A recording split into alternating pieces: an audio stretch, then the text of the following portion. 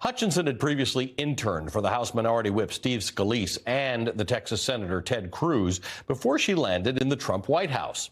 According to the Washington Post, many former Trump advisors were stunned to see Hutchinson testifying.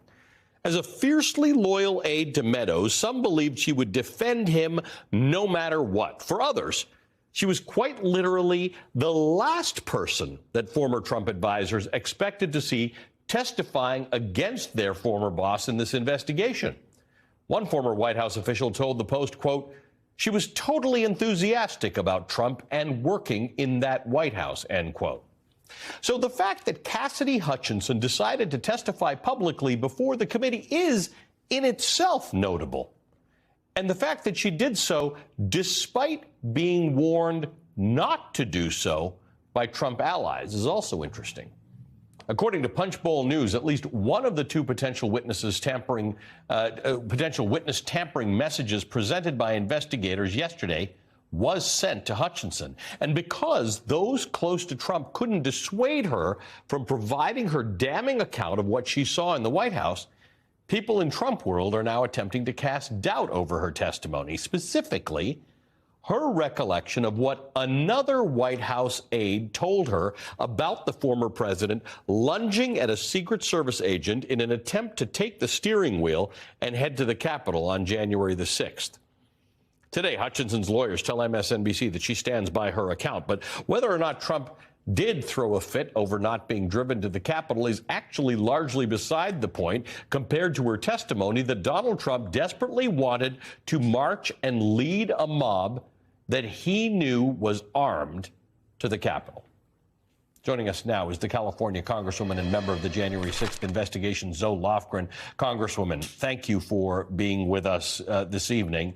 Cassidy Hutchinson tonight is standing by her testimony as sources who are close to Tony Ornato and the Secret Service claim that Ornato and Bobby Engel, the Secret Service agent whom Trump allegedly lunged at, would testify under oath that what Hutchinson testified about did not happen. What do you make of those claims and the effort to cast doubt on Cassidy Hutchinson's testimony?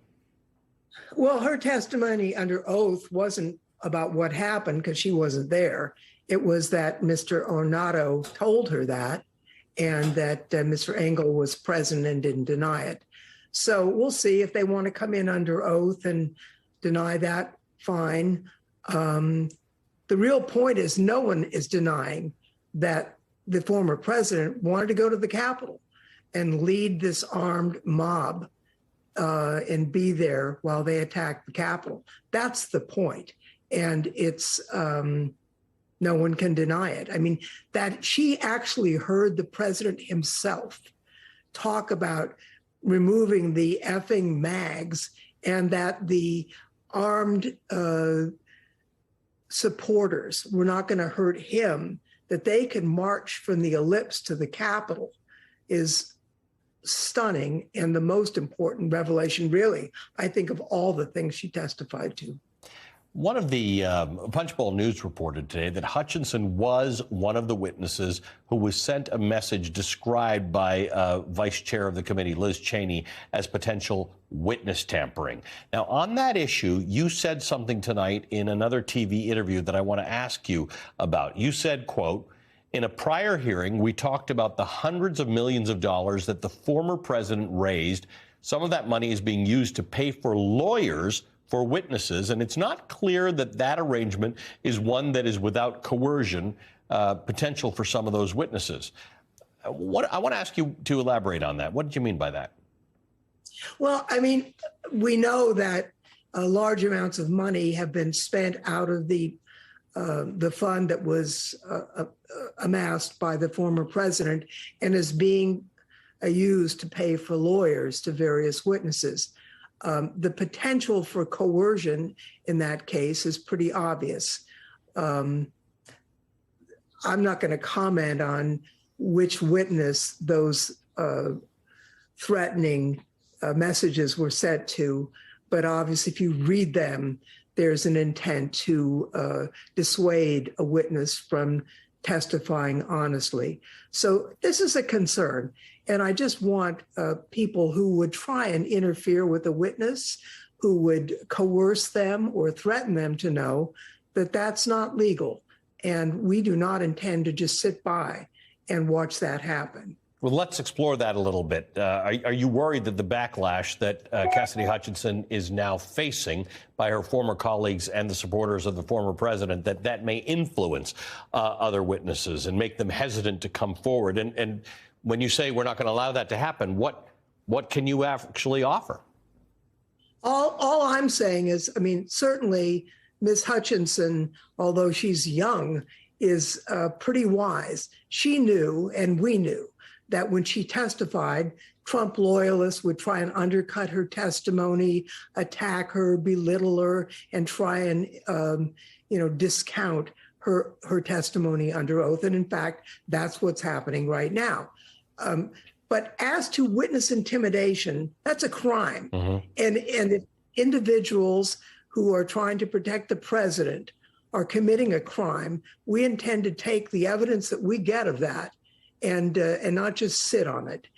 People ought to be aware that committing the crime of witness tampering is a serious matter, and it's not going to be ignored. As a lawyer, you know a lot about crimes, and I guess there are people involved in January 6th who may have been lawyers, may not have known about things. Pat Cipollone was a lawyer, is a lawyer, and a lot of information about him came out in yesterday's hearing. You have spoken to him on the committee at some point, but at this point you are asking, in fact, this evening, you have issued a subpoena. You want more information from him under oath. Tell me about that.